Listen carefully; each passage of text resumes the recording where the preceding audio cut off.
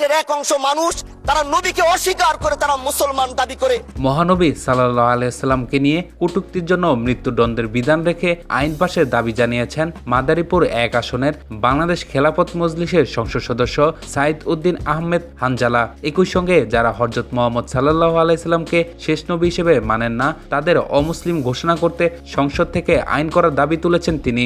বুধবার জাতীয় সংসদে রাষ্ট্রপতির ভাষণের উপর আনা ধন্যবাদ প্রস্তাবের আলোচনার অংশ নিয়ে হানজালা এসব কথা বলেন। এমপি হানজালা বলেন, মাননীয় স্পিকার, আমরা যে জায়গায় দাঁড়িয়েছি আমাদের দিকে বাংলার 30 লাখ উলামায়ে কেরাম তাকিয়ে আছেন, কারণ তাদের কণ্ঠ, তাদের আওয়াজ যেন আমরা জাতীয় সংসদ থেকে দিতে পারি।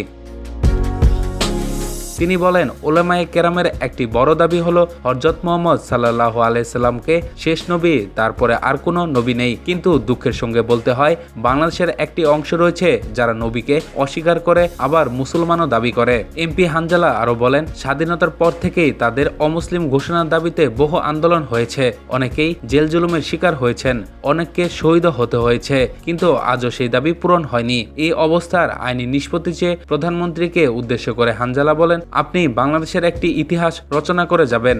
আপনার মাধ্যমে যদি এটি স্বীকৃতি পায়, যারা নবীকে অস্বীকার করে তারা কোনোদিন মুসলমান থাকতে পারে না, এটি আইনের মাধ্যমে এদেশের পার্লামেন্ট থেকে ঘোষণা হবে, সেটা আমরা চাই। এছাড়া নবী করিম সাল্লাল্লাহু আলাইহি সাল্লামকে নিয়ে কটূক্তিকারীদের বিরুদ্ধে কঠোর আইন প্রণয়নের দাবি জানান তিনি। এমপি হানজালা বলেন, যারা নবীকে নিয়ে কটূক্তি করে, গালিগালাজ করে, তাদের বিরুদ্ধে মৃত্যুদণ্ডের আইন জাতীয় সংসদ থেকে পাশ করা হোক। বক্তৃতায় হাদি হত্যার বিচার দাবি করেন হানজালা। তিনি বলেন, যে সন্তানটা ন্যায়ের পক্ষে কথা বলেছিল, ইনসাফের আওয়াজ দিয়েছিল, আমাদের মতোই যুবক, তার স্বপ্ন থামিয়ে দেওয়া হয়েছে। এই বিচার যদি না হয়, তাহলে আমাদের মতো আন্দোলনের নিরাপত্তাও রাস্তায় কেউ দিতে পারবে না।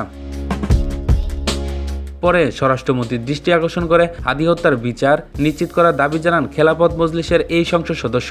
নিজের এলাকায় মাদকের বিস্তার নিয়েও তিনি সংসদে উদ্বেগ প্রকাশ করেন। হানজালা বলেন, মাদক বিরোধী অবস্থান নিতে গিয়ে তিনি প্রশাসনের কাছ থেকে যথেষ্ট সহযোগিতা পাচ্ছেন না। তার ভাষায়, যখন প্রশাসনের কাছে ইয়াবা সহ গাঁজা সহ দেওয়া হয়, তখন তারা কোর্টে চালান করে দেয়। 3 দিন থেকে 4 দিনের মাথায় জামিন নিয়ে এলাকায় এসে আবার মাদক ব্যবসা করছে। আইনমন্ত্রীকে উদ্দেশ্য করে হানজালা বলেন, ইয়াবা ও গাঁজার মতো মাদকের বিরুদ্ধে আইন আরও শক্ত করতে হবে।